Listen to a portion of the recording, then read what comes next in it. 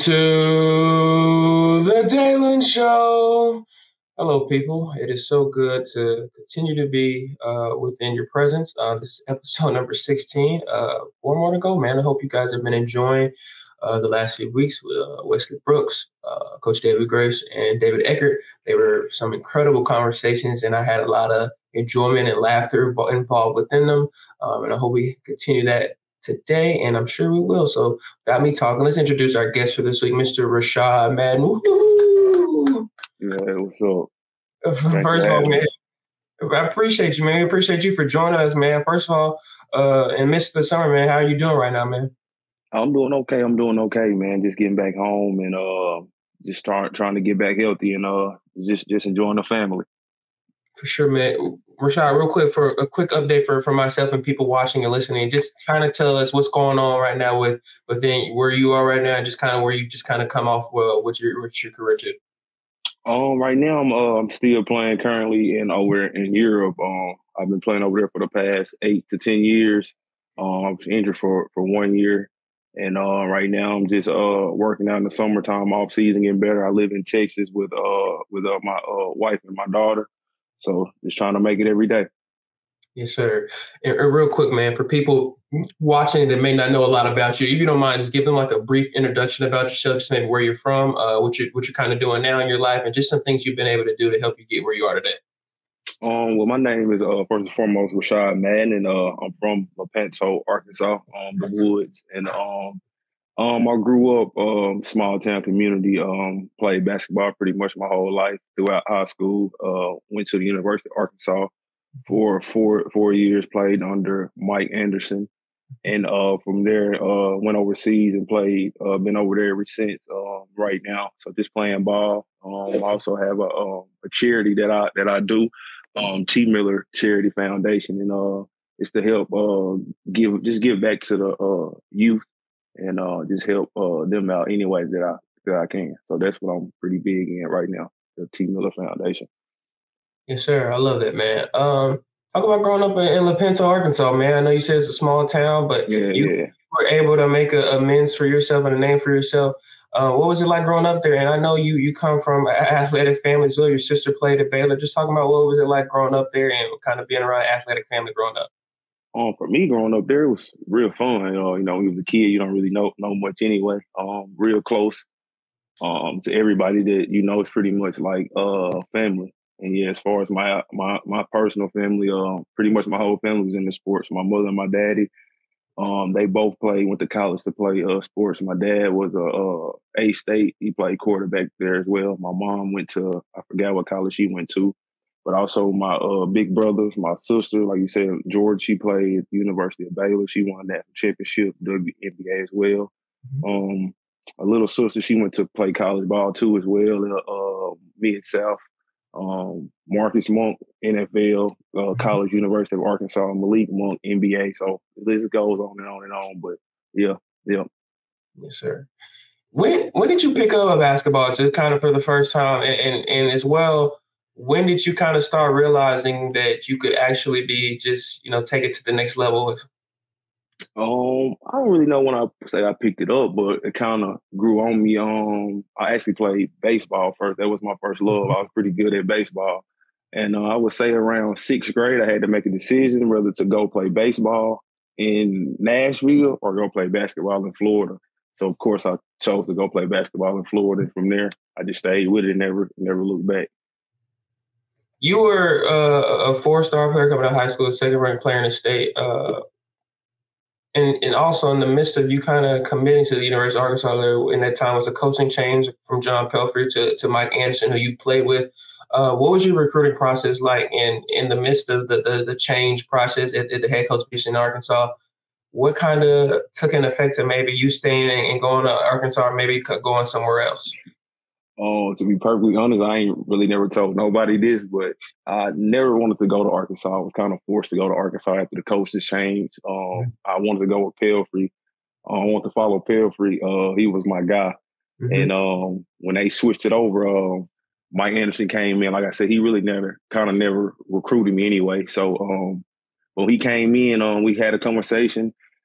And like I said, I pretty much wanted to leave, but I stuck it out. We had to stay, and it's pretty much that. But I would prefer to go with Pelfrey, but some just didn't happen the way it's supposed to. That's amazing. I appreciate you for sharing that. And I've done this one time because I had Manny Watkins on earlier this season, and I showed him this, and I haven't done it since. But I want to say I appreciate you for staying at Arkansas. Appreciate it, man. That's love. We got to have memories like that, man, because of today. And I want to ask you. I know you just kind of said you didn't really want to stay there. You wanted to follow Pelfrey, but what was it like playing under Coach A? I know Coach is done his due diligence in the coaching world and has made a lot of remarks on a lot of outstanding people. But what was it like playing under Coach A and his system? And at that time, I know you guys, when he first originally got through, you struggled a little bit, but your later years, you kind of picked it up and got to where Coach A wanted to be. What was it like playing under him? It was fun. I can't knock it. I'm kind of glad that I did go there and stick it out. But like I said, it was fun. It was fun a lot. Practice was hard and brutal. He was a very demanding coach, but he's a good guy, all in all, and with the staff as well. They was all love, and like I say, once I got there, they treated me like I was family, and it was all good. But I have nothing bad to say about none of those guys. They helped. They helped me out of my career a lot, and I appreciate it. You say that, and I really was intrigued to ask this question to you. Coach A was known as called the fastest 40 minutes of basketball, and of course, he worked under Nolan Richardson, the fastest 40 minutes of hell. Can you give us like a day in the life for you during college and just kind of when you got up, when you had practice or workout, and kind of just some of the things that went into your days that kind of help you prepare to be the player that you are? So a normal day probably would be waking up at probably 5:15 ish a.m. because to be prepared for 6 a.m. practice conditioning. So from there, it'd probably be waking up at 5:15, going to be at the gym at 6. We'll be ready on the court at 6. Mm-hmm. And from there, we do running conditioning for probably about an hour. Then after that, we will do our weight lift for probably 45 minutes to an hour. So that would be around 7. So from 7 to 8, it's probably individual work, skills and drills, individual work. And then after that, you go to class till approximately around 12 or 1. You eat lunch, come back to the gym around, we have a 2 o'clock, 3 o'clock practice, and you're pretty much there till 6 o'clock, 7 o'clock, whether you're going over film, individuals, lifting weights, stretching, whatever you need to do. And it's pretty much repeated each and every day. Yeah. So. Thank you. And I want to ask you, if you don't mind, could you give a piece of advice to maybe young guys listening that are maybe in the midst of high school or maybe starting their college careers? And what advice would you give them to kind of continue or reach the next level and reach the professional level like you've been in so long? What advice would you give to young people trying to make it in the basketball world? For me, and this is what I tell my little nephew as well, it's just hard work and consistency. And as long as you continue to work at something consistently over and over and over, then, the results will pay off. So for me, it would just be just to stay consistent and continue to work hard and everything else to fall into place. Rashad, have you, throughout maybe just childhood and college or even now, have you had any favorite players or kind of guys that you just watch a lot of film on and kind of just work on your game maybe around? Have there been any of those guys that have been monumental to what your game is? Honestly, I wouldn't say that I looked at an individual player, but I looked at a lot of different players and tried to take a little bit from each and every player that I did watch, no matter whether the Kobe's or whether it was the Lamar Odom. Like, that was my favorite player growing up. I was a Laker fan. Of course, I liked the Kobe, but I liked the things that Lamar Odom done as well. So that was actually my favorite player on the Lakers. Like, my whole growing up, I loved watching Lamar Odom. So that was who I really liked to watch. I love that, man. I want to ask you, what throughout your time in Fayetteville, man, talk about some of, and if not some of, what was the most hostile environment that you ever had to travel to? What fan base gave you the most problems? The hostile environment, probably Tennessee. When we was at Tennessee, that was pretty brutal. Or Mississippi State, because I used to bring the bells and the team, like the whole gang. That was brutal. So I didn't like that at all. So that was pretty bad as well. I didn't like that. So I would say Tennessee or Mississippi State. It was for me. It was a special time for me watching you a part of the squad that you were. That was like the time that I was growing up, and I just fell in love with you and BP and Michael Qualls, Antoine Bell, guys like that.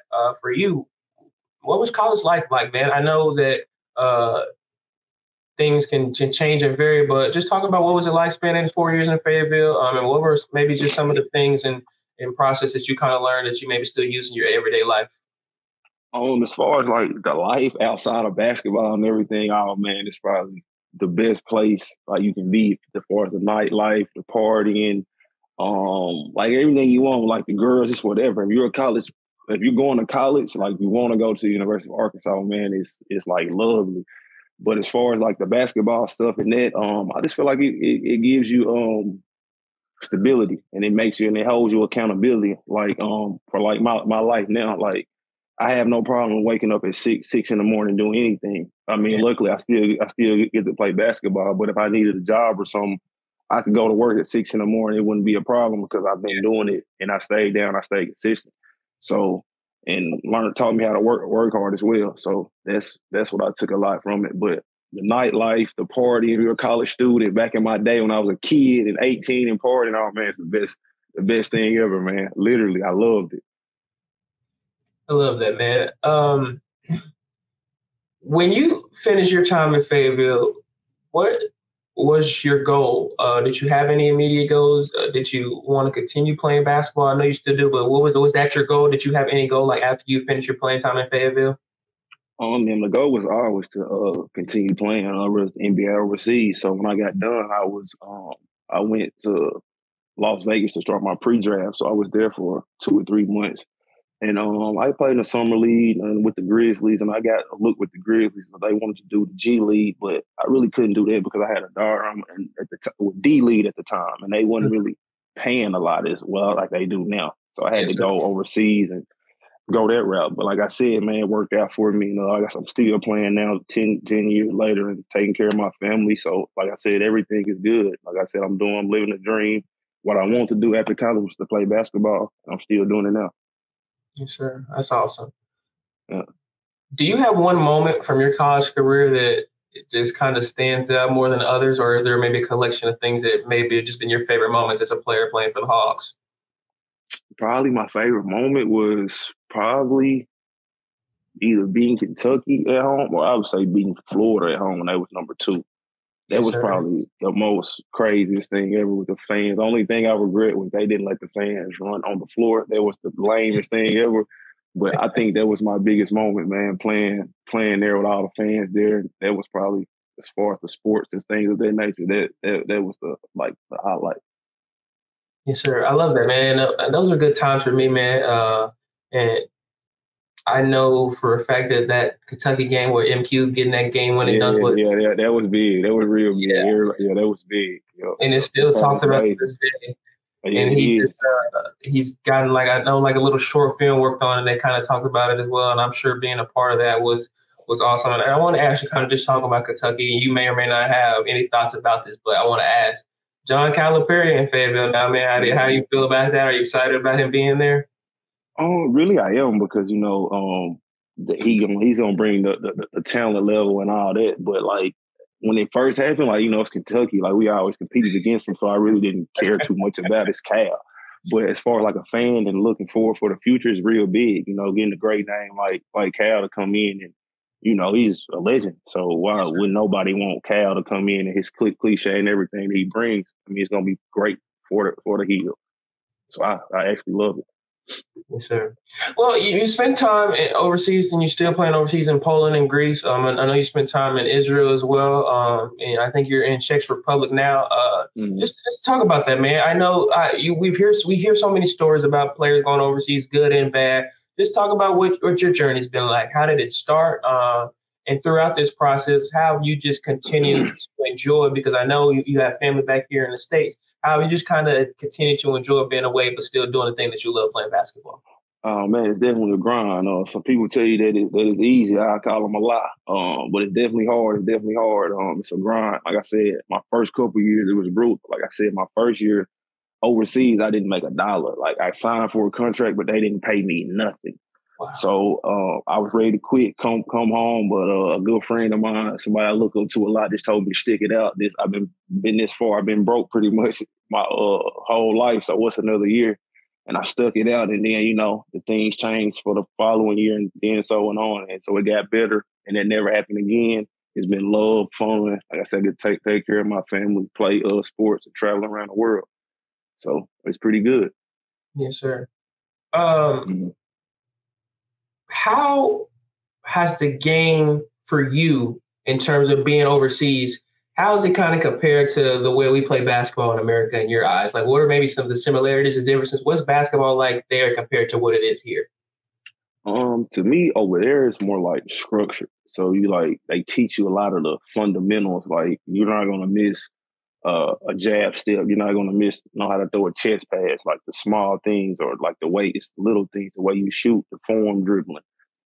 So that's what I see a lot over there when I see kids training this and that, or versus when I come home and I see my little nephew them training, they working out. It's never the basics. It's always the step back threes, the Yes, spin sir. moves, but Yeah, it's all of that.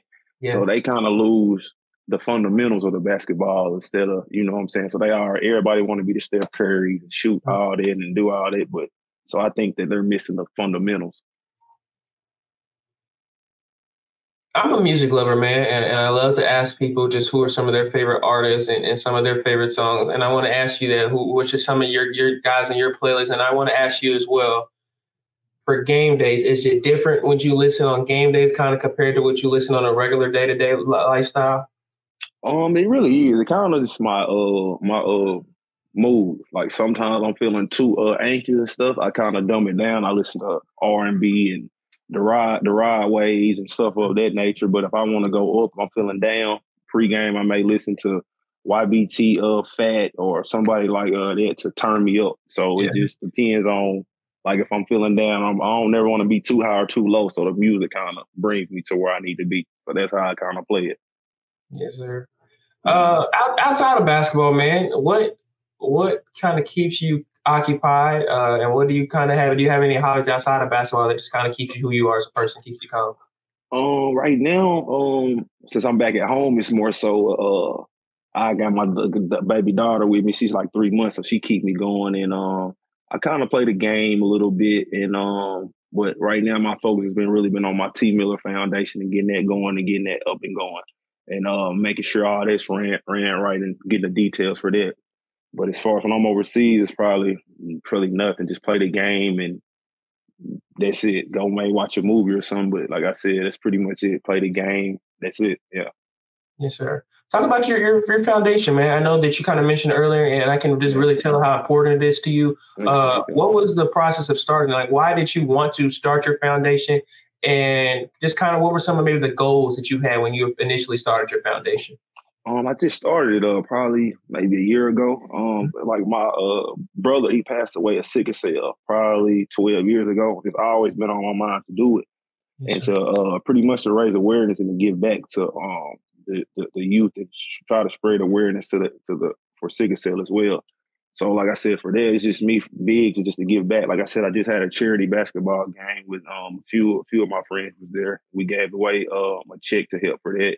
We give away backpacks, free haircuts.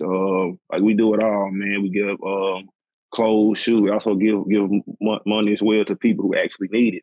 So we giving back, and man, we're just doing it. And it's like I said, I ain't asking nobody for nothing. I just do it. I ain't made nothing. I just give it away from what I earned. And like I said, it's just what I enjoy doing. All off my brother name. I love that, man. And I Mhm. say thank you for that because you don't have to do that. And I'm I sure you're aware appreciate that it. you do it out of your kindness of your heart. And Yeah, there's not everyone isn't like that, and so continue doing it, man. Young people need appreciate it. it. So, Appreciate uh, it. of course, man. I want to ask you throughout your playing career, and you may have not have an answer for this, but there have been time. Has there ever been a time where you kind of question if you wanted to continue playing or not, and if so, what kind of kept you motivated to continue playing basketball?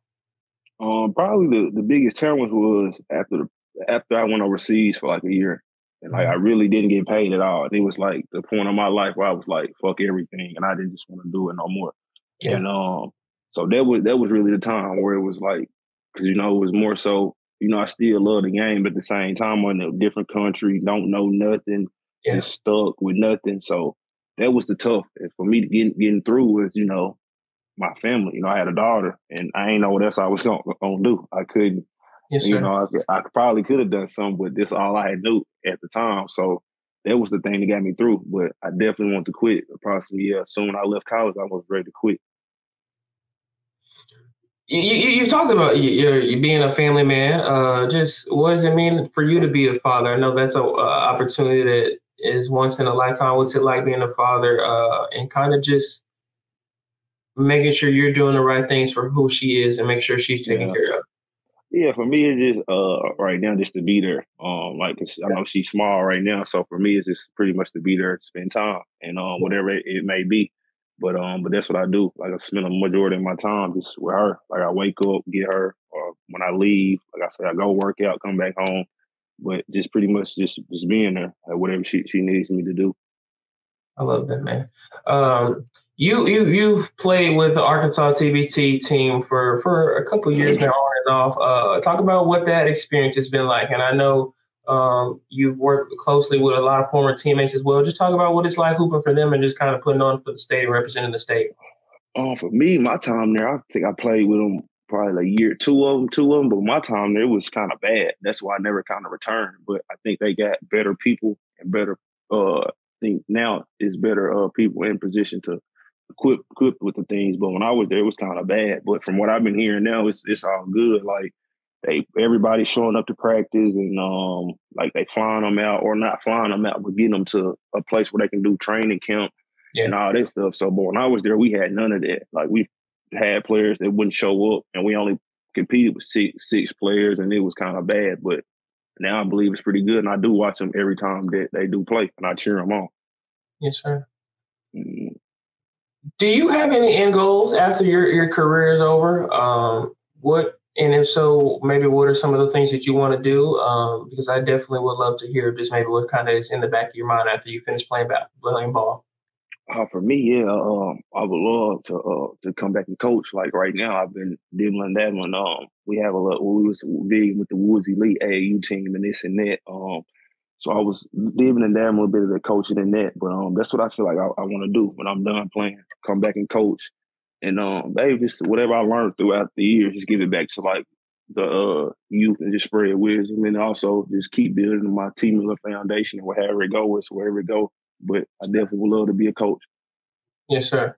I'm glad you mentioned that because you won a national championship with Arkansas Wings. What was playing AAU like, man? I know during your time AAU was still, I wouldn't say just kind of getting noticed, but it was still kind of I would think a growing thing at that time. Just what was it like playing for the Wings, and what was that journey like for you playing AAU ball?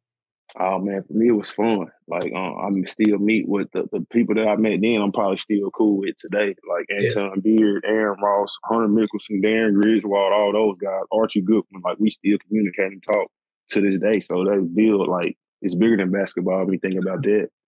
And like you said, I was the first player. Well, my group was the first EYBL like group to play in the EYBL period. So yes, sir. you're right. It was just getting up and going as big as it was, and it was fun then. Like I said, it was great when I was there. So I can only imagine how it is now. And but like I said, it was some of the best times that I had in my life was playing AU ball and the good people and great friends.